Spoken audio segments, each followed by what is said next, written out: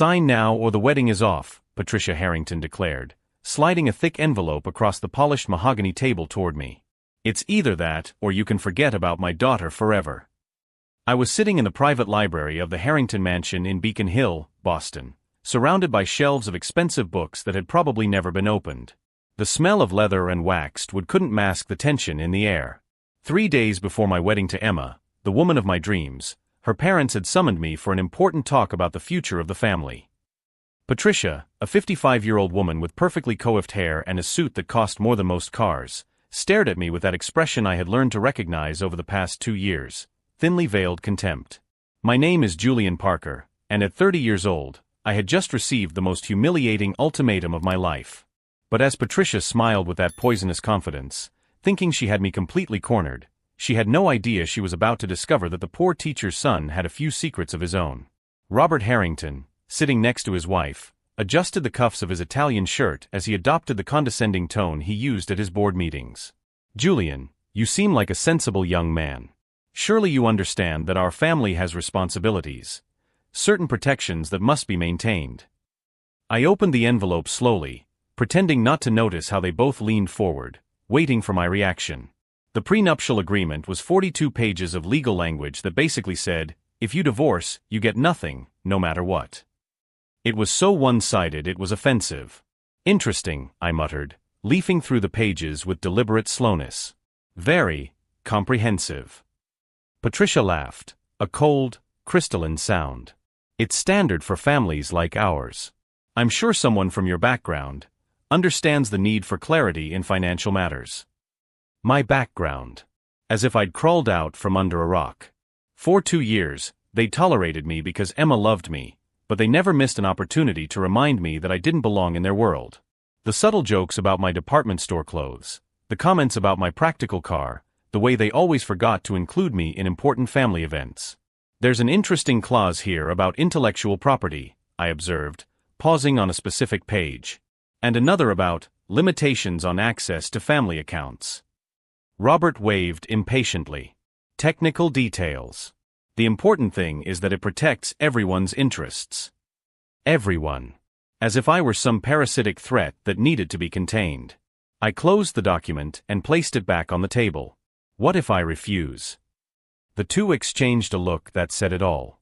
Patricia straightened her shoulders, assuming her battle stance.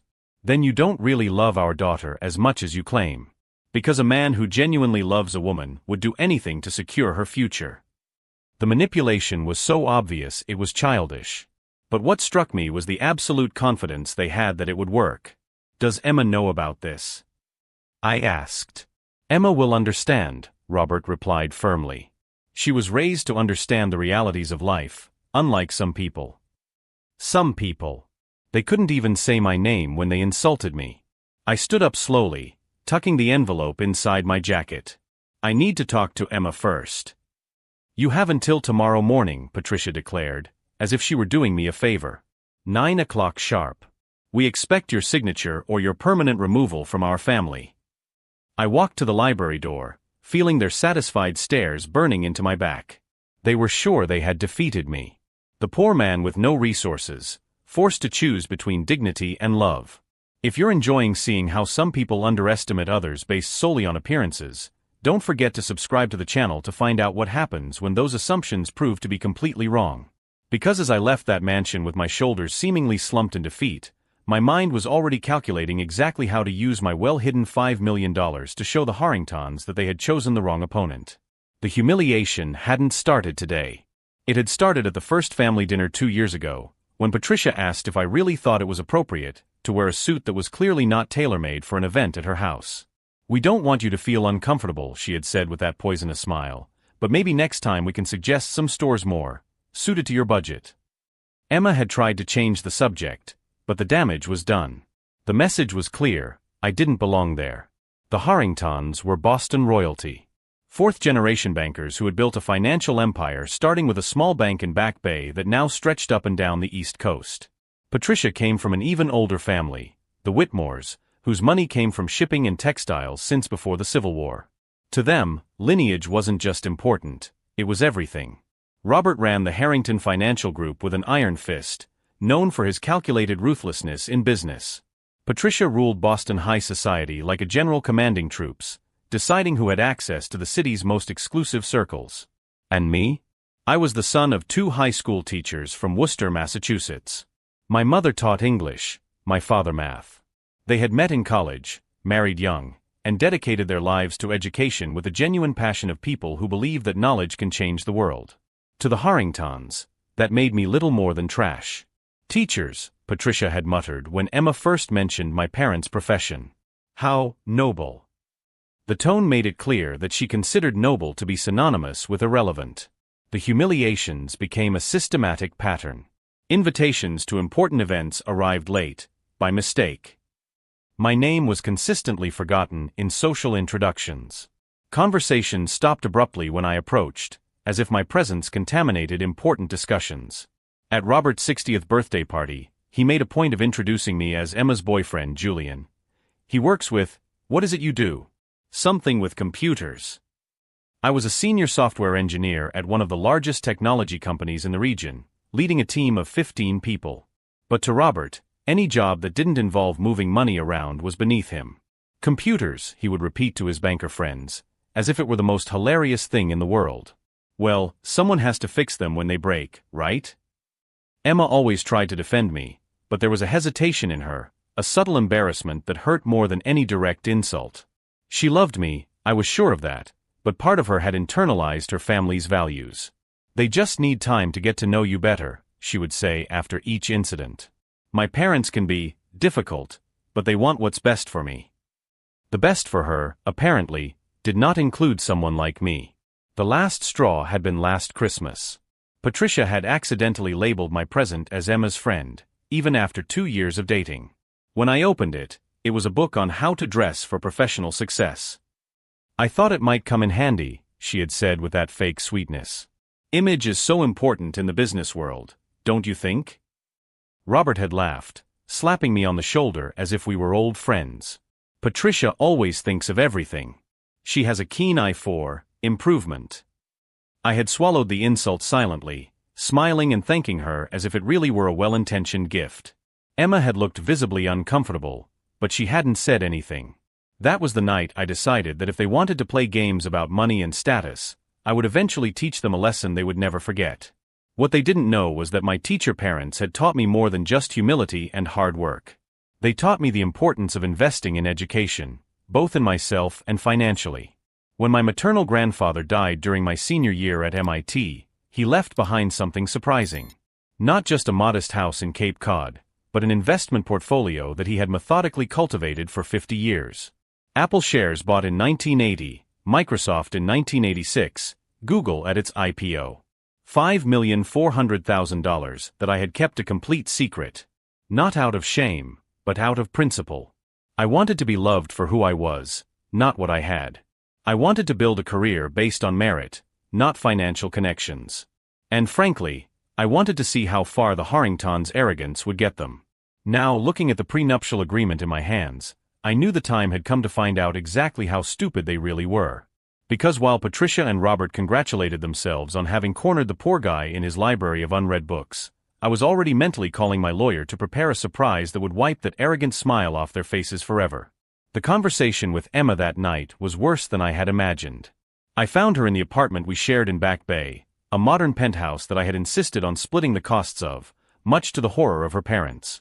She was sitting on the Italian sofa we had chosen together, still wearing the suit she wore to work at the law firm where she was a junior partner. "My parents called," she said before I even took off my jacket. "They told me about the meeting today." I placed the envelope with the prenuptial agreement on the coffee table between us. "And what do you think of that?" Emma avoided my gaze, focusing on her own clasped hands. "Julian, you need to understand their position. The family has responsibilities, legacies to protect." "Legacy," I repeated, feeling a pang of betrayal. "And me?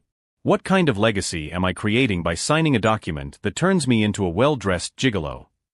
"Don't be dramatic," she sighed, finally meeting my gaze. "It's just a legal formality. It doesn't mean I don't trust you."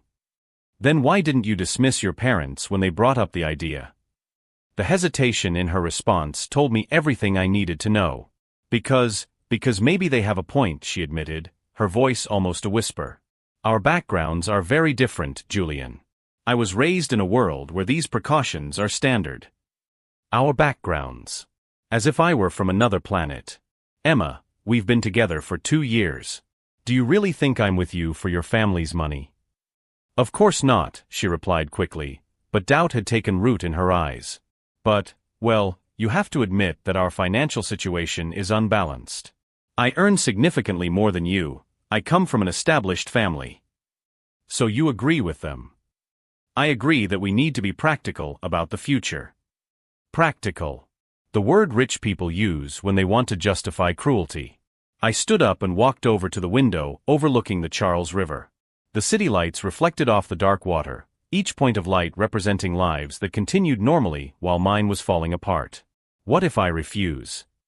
I asked without turning around. Julian. Answer the question, Emma. If I refuse to sign this humiliating document, will you call off our wedding? The silence stretched on so long that I thought she wasn't going to answer. My parents said they would cut off my trust fund, she whispered finally. And that they disinherited me if I married without the agreement. Now I understood. It wasn't just about protecting the Harrington fortune. It was about total control. They were using money as a leash, not just on me, but on their own daughter. So you've made your choice, I said, still staring out the window. I didn't choose anything. They put me in an impossible position. I turned to face her. No, Emma. They gave you a clear choice between family and love. And you chose family. Tears began to form in her eyes, but I couldn't feel any compassion. Not when she was willing to sacrifice me to maintain her lifestyle. Please, Julian. Just sign the paper. It's just paper. It won't change anything between us. It will change everything, I replied. Because every time we look at each other, we'll know that our marriage began with you agreeing that I'm inferior to you. I grabbed my coat and headed for the door. Where are you going? She asked, panic emerging in her voice. To think. I went straight to the apartment of my best friend since college, Michael Chun. He lived in Cambridge, in a modest apartment near MIT where he worked as a computer science professor. Michael was one of 3 people in the world who knew my true financial situation. Damn, he said after I explained the whole situation, pouring me a glass of the Japanese whiskey he kept for special occasions. They really thought they had you cornered. And maybe they do, I admitted. If I reveal my money now, I'll look dishonest. If I don't, I accept being treated like a parasite for the rest of my life. Michael, ever the academic, analyzed the situation as a math problem. It's not about the money, Julian. It's about power. They want to establish a hierarchy where you will always be subordinate. The agreement is just a symbol. He was right. Even if I revealed my fortune, the Harringtons would find other ways to diminish me. My wealth did not come from family lineage or established businesses. In their eyes, it was new money and therefore inferior. You have 2 choices, Michael continued. Accept the humiliation and spend the rest of your life being treated like a second-class citizen, or a slow smile spread across his face. Or you teach them a lesson about underestimating people. That night, Michael and I worked until dawn formulating a plan. It wasn't just about revealing my wealth, it was about doing so in a way that would expose the Harringtons' hypocrisy and superficiality so completely that they would never recover socially. The trick, Michael explained, is timing. Reveal it too early, and they'll just adjust the narrative. Too late, and it loses its impact. You need the perfect moment. And I knew exactly when that moment would be. The engagement party. The Harringtons had insisted on hosting an elaborate celebration for 200 guests from Boston's elite at the Harvard Club. It was their chance to show off Emma's suitable marriage, even with me as a tolerated accessory. They'll introduce me as the lucky boyfriend who won the lottery by getting Emma, I explained to Michael. They'll make subtle jokes about my humble origins, maybe even mention how generous they are to welcome me into the family. And that's when you turn the tables. Exactly. In front of all of Boston high society, I would reveal not only my true financial situation, but also expose the humiliating prenuptial agreements and the ultimatum. I would turn their celebration into my total victory. The next day, I called my lawyer, Harold Sterling, a stern 60-year-old man who had managed my grandfather's investments and now looked after mine. I explained the situation in detail. "Interesting," was all he said initially. "And you want to do this publicly?" "I want all of Boston society to know exactly what kind of people the Harringtons are." "Very well. I'll prepare all the necessary documentation. Bank statements, investment certificates, company valuations.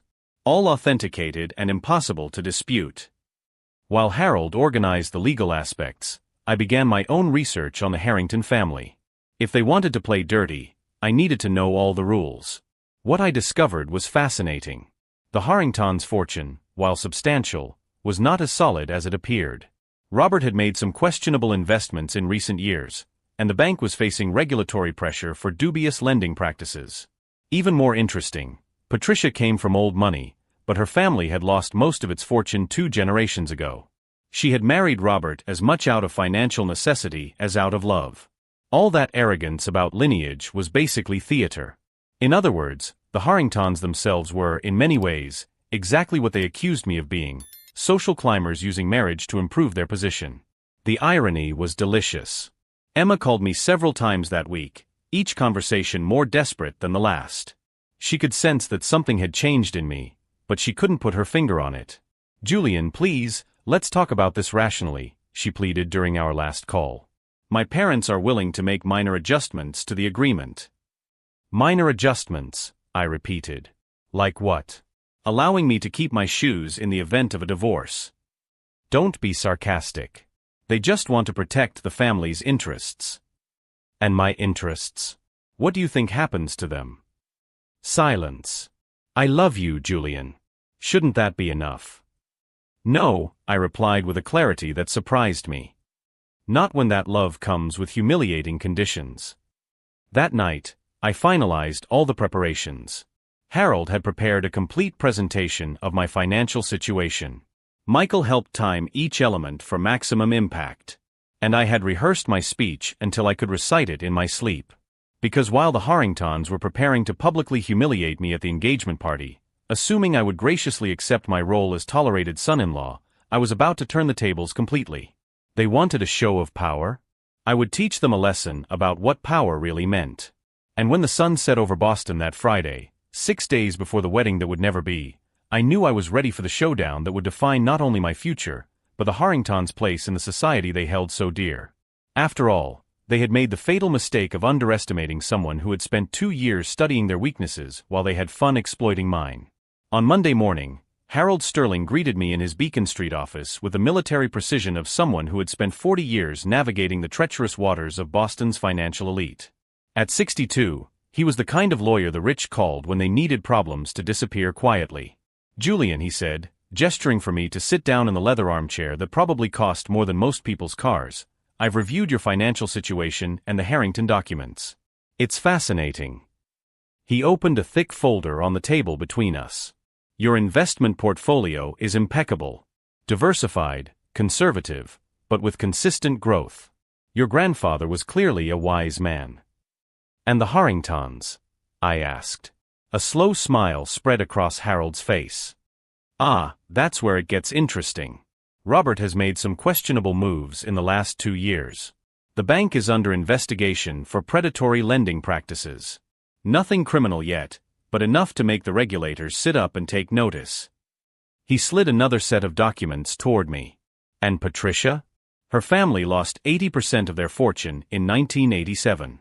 She married Robert as much out of necessity as out of love. All that arrogance about family lineage is mostly theater." The irony was perfect. They were judging me for being a fortune hunter, when Patricia had done exactly that 3 decades ago. "How public do you want to make this?" Harold asked, interlacing his fingers. "Completely public. I want all of Boston society to know exactly who the Harringtons are and how much they underestimated me." Harold nodded approvingly. "Then we need irrefutable documentation. Certified bank statements, investment certificates, appraisals of your grandfather's company. All with official seals and recognized signatures." We spent 3 hours organizing every detail. Harold would prepare a complete presentation, including charts of asset growth and comparisons with other established Boston families. It wouldn't just be a revelation, it would be a masterclass in financial management. And timing? He asked. The engagement party. Saturday night at the Harvard Club. 200 guests from the Boston elite. Perfect. Maximum impact, maximum humiliation for them.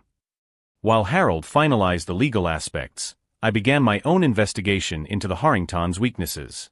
I called contacts in the financial industry, searched public records, and spoke discreetly with people who had worked with the bank. What I discovered was devastating. Robert had been involved in at least 3 scandals in the last 5 years, all carefully hushed up through out-of-court settlements. One involved gender discrimination against female employees, another dealt with manipulating interest rates for specific clients. Patricia was even more vulnerable. Her philanthropic activities were mostly reputation laundering schemes. The charity committee she chaired had diverted funds to lavish social events while donating crumbs to the actual causes.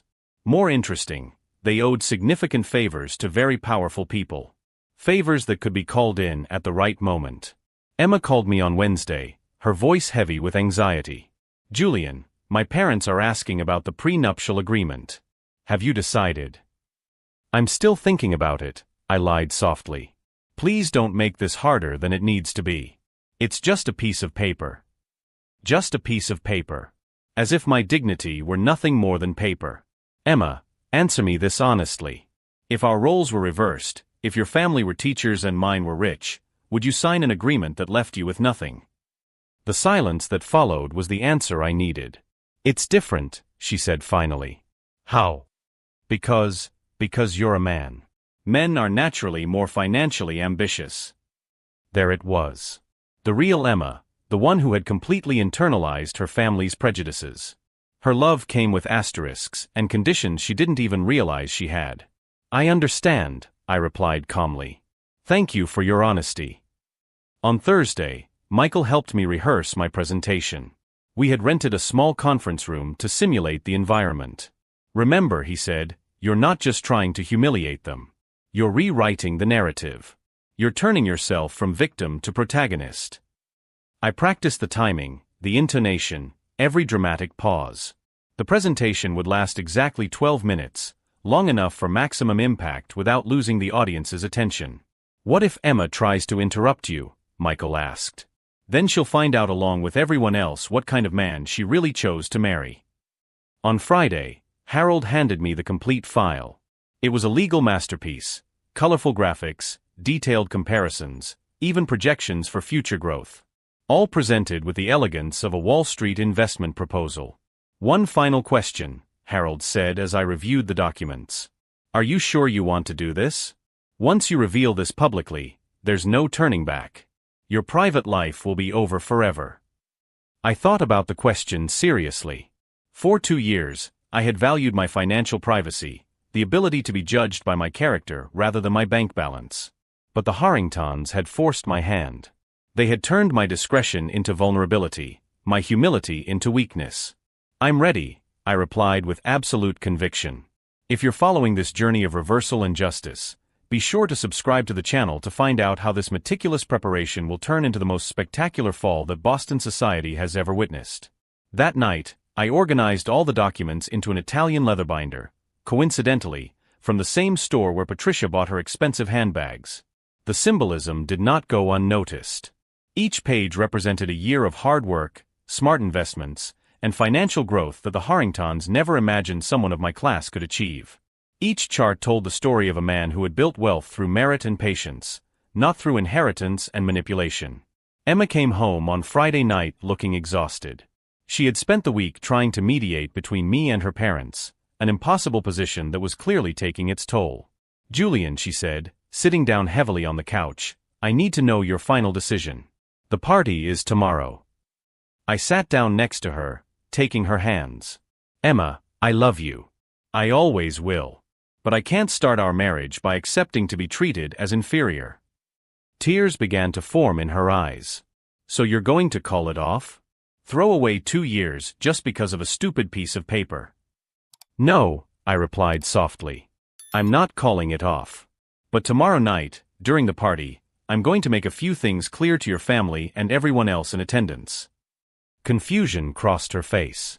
"What kind of things?" "You'll find out along with everyone else." That night, while Emma slept restlessly beside me, I lay awake staring at the ceiling, visualizing every moment of the following evening.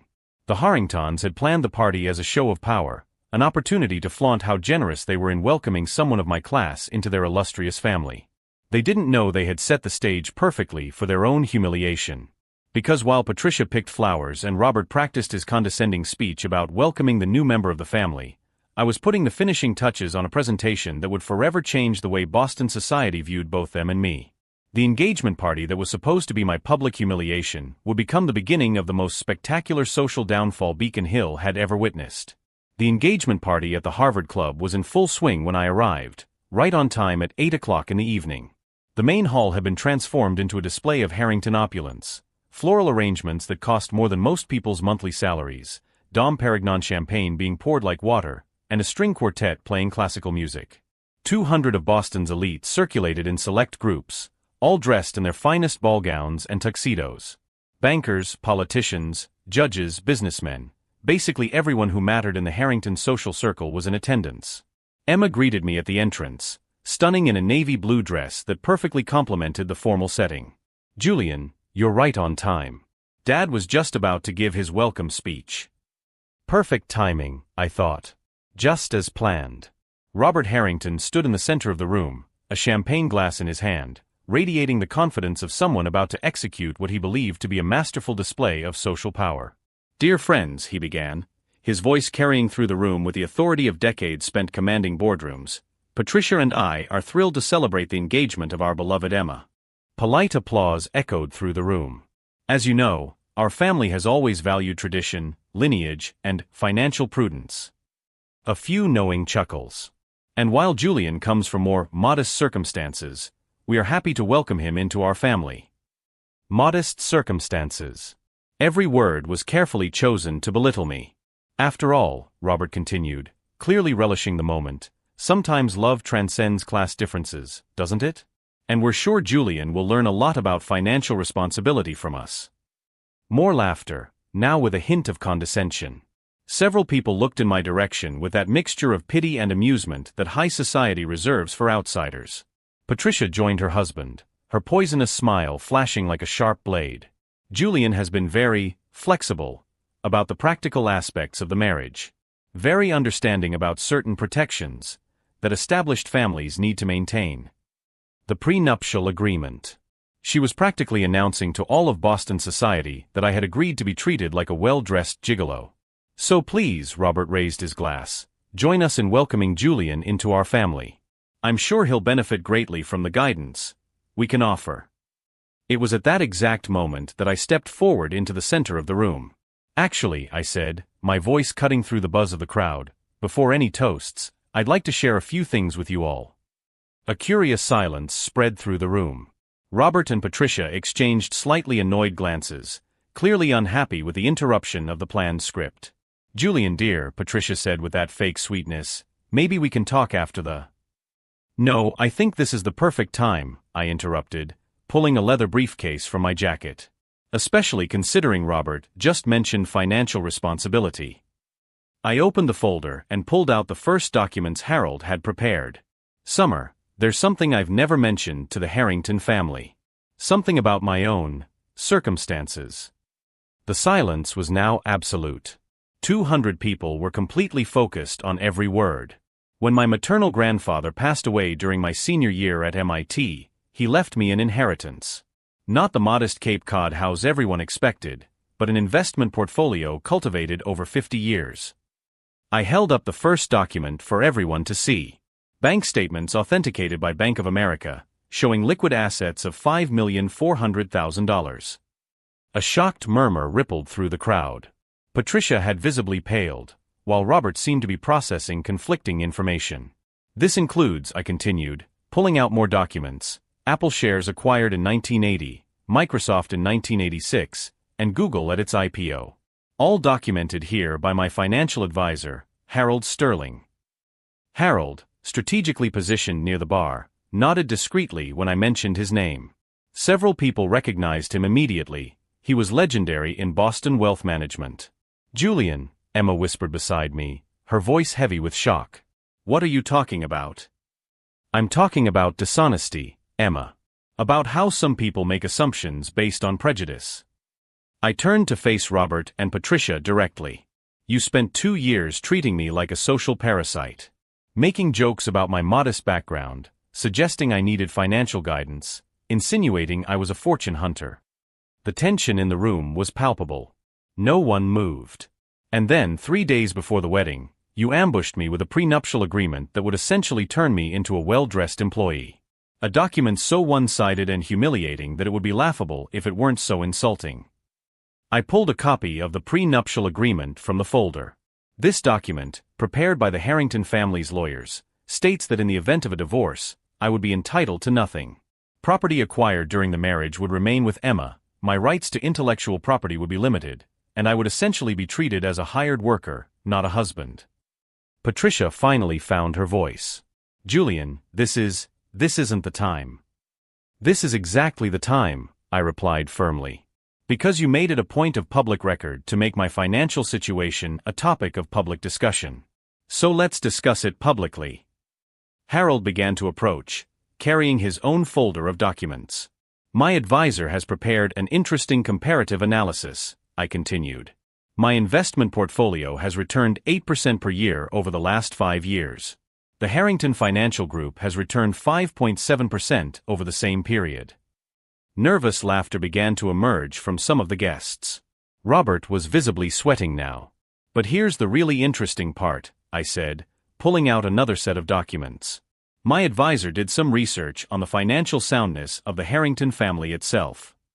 Robert's face turned from red to white in a matter of seconds. "Apparently, the bank is under investigation for predatory lending practices. The family's assets have declined 23% in the last 2 years due to questionable investments. And the fortune of the Whitmore family, from which Patricia's lineage comes, well, they lost 80% of their wealth in 1987. Patricia looked as if she were about to faint. "In other words," he concluded, looking directly at the stunned crowd, "the people who spent 2 years judging me as a fortune hunter are themselves far less financially stable than they assumed I was." The silence was deafening. Emma pulled me by the arm. "Julian, stop this. You're humiliating my family." "No," I replied, gently freeing myself. "I'm simply revealing the truth they've tried to hide behind arrogance and prejudice." I turned to the crowd one last time. "By the way, Patricia mentioned my flexibility on family protections. To clarify, I refuse to sign any agreement that treated me as inferior. Because I've discovered something interesting over the last few days." I paused dramatically. Truly wealthy people don't need to constantly remind others of their wealth.